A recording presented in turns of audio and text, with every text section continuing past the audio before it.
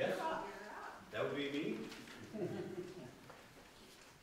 Well, good evening, Township Supervisor Tice, Board, and the different services of Fruitport, and also all the guests tonight. Thank you for inviting us out here. We are Little River Band of Ottawa Indians.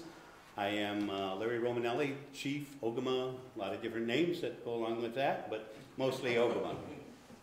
I brought a couple people with us this evening, and thanks again for inviting us. It's been a while since we've been here, and as you know, we have a couple of projects going on in the Fruitport area.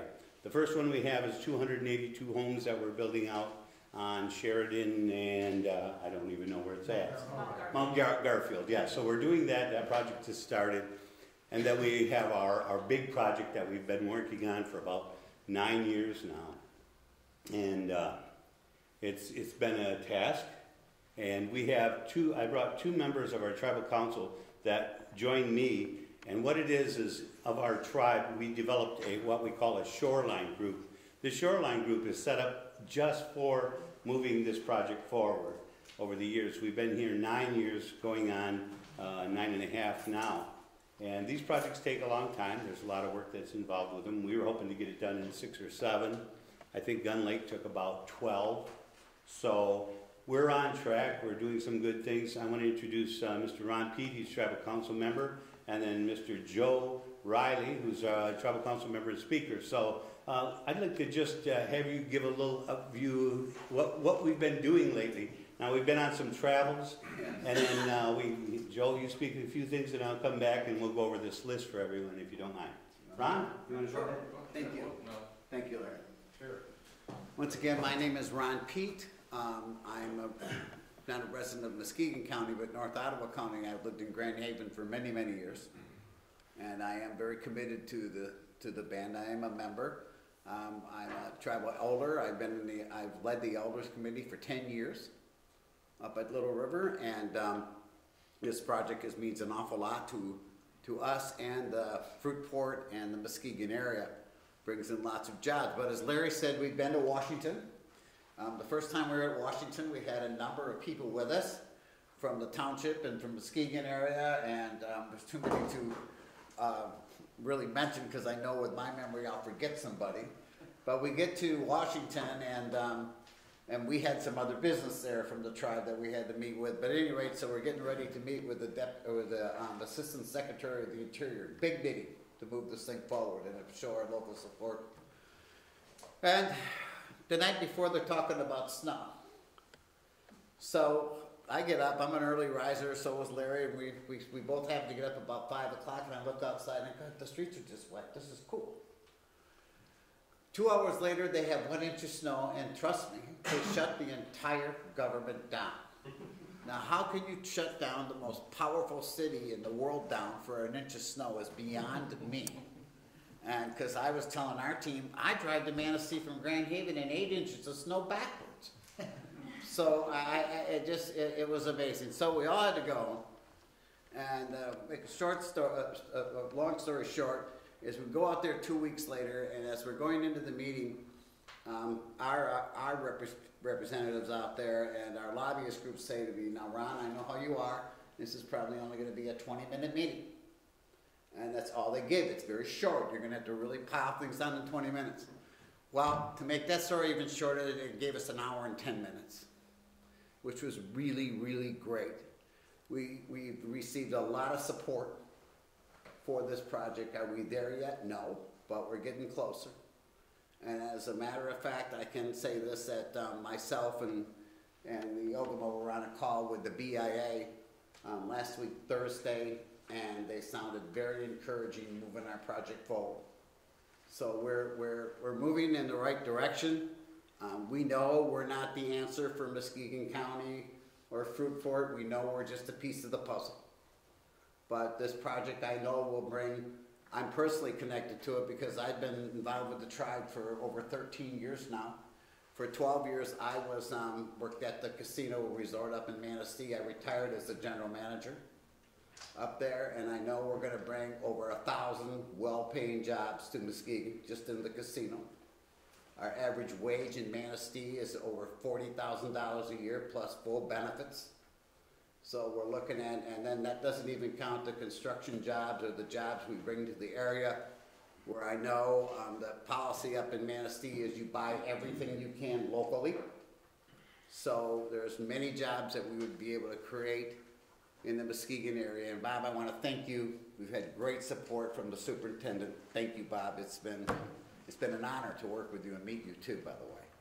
And everyone else that came, I really mean that too. You, Mr. Bumstead, I mean everyone else that was there, and Tony, wherever you are out there, I don't see you, there you are.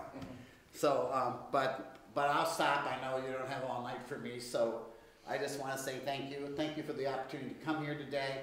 I've never been here before, but I appreciate the opportunity. And with that, I'm going to turn it over to Joe Riley. He's actually our council speaker. Joe. All right, thank you. I just wanted to say thank you to everyone here and everybody that's helped us out through this process and all the support we've gotten locally. I'm originally from this area. I'm not quite an elder yet. Got about 20 years before that happened. So, you know, I grew up out in Wolf Lake area. My grandparents lived right down the road from here. Ended up graduating from Muskegon High School. So I have a lot of family and friends in this area still, and I know that there's been ups and downs, and you know this community still hasn't bounced back completely from some of the things that have happened. And I just really hope that we can do this, and I look forward to working together with everybody in the future. Thank you. Thanks, Joe. Okay, and I'll keep it brief because I know you have a lot of business tonight. But I just want to say the support from the community, Muskegon County and Fruitport specifically, has been tremendous. Been wonderful support, and that's what's kept this project going. I think, I'm just guessing again, we're within two years of having this thing moving. And it's been a long road.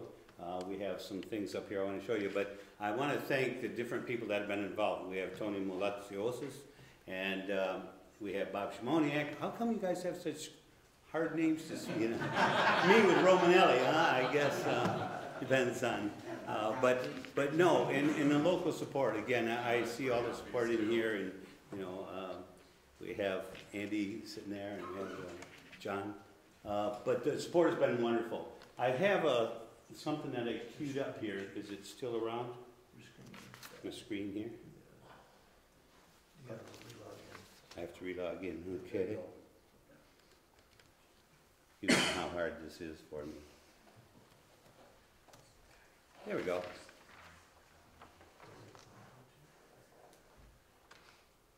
So there are 7 key steps to making this casino happen. If you look on number 1, that's where we filed the application.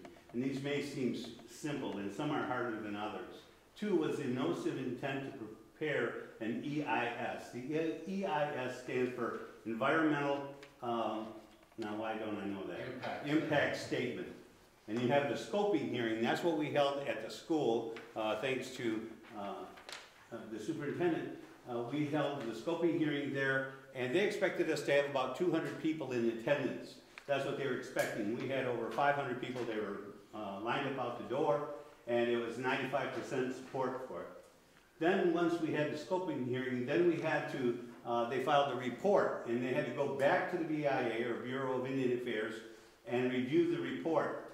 Then they had the ADEIS internal report that they had to do again. That's the draft EIS, and we've been through all of that now. Our report was literally 4 to 5 inches thick, and each page was a lot of work. We had to do the impact to local citizens, local impact to the community, to the economy, and we had to take all that information. It was a lot of work putting it together, and it was 4 to 5 inches thick.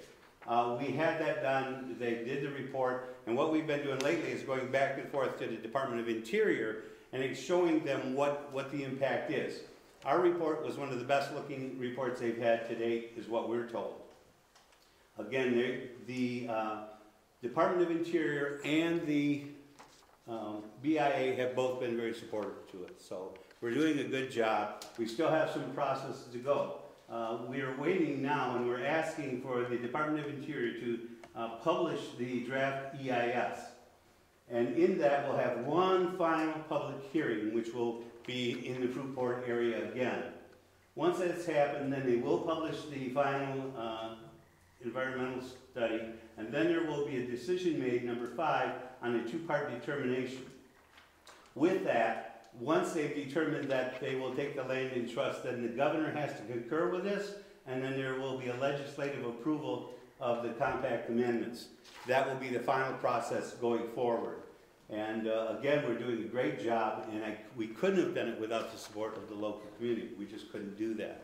So that's where we're at with the process. Again, I'm guessing 2 years. It could be less, it could be more. I don't believe it's going to go beyond 2 years, because I think right now we're looking at probably an 85 to 90% chance that's going to happen. That means you have probably a 10% chance that it won't happen. But it's looking very favorable. But I think, all things considered, I've been with this since the beginning, is that in 2 years we're going to know one way or the other. So this isn't going to continue on to 13 and 14 years by my estimation. And we've got a lot of support at the federal level, we've got a lot of support at the state level, and of course the local level. Now what we have and what we've had to deal with is you have changes in administration. For example, when we started this project, we had a Democratic governor, and we had and then we went to a Republican governor, and then we went from a Democratic president to a Republican president. In all of that, they have different things that they want to see out of the project. One is more focused on money, one is more focused on the environmentals. But we're good in every phase of the thing that we've been doing. We've worked hard. As you know, Little River Casino up north, we're still doing good. We employ about 750 to 800 employees. As Ron said, the average, I think, is about $45,000 a year, full benefits. This one's still, because we have to keep checking into it to see what the size is. The size of this casino in Fruitport should be about 1.5 times the size of our one in Manistee, and it could be as large as 2 times the size. But right now we're looking at about 1.5 times. So if we have 750 to 800 employees up there, gainfully employed, then that gives you an idea of what this isn't pie in the sky, these are regular, basic figures. So I'm willing to answer any questions anybody has. I do appreciate Fruitport Township. You know, there's a lot of things that are going on that are good in Fruitport, and we're very supportive. It just so happens that the 3 of us are from Muskegon County, you know, and that helps because we travel back and forth to Manistee, but we're really county residents, so, and we're very proud of our county. I see on here that you have a box for help and asterisks stating that public support needed. What could the community do to help with the project?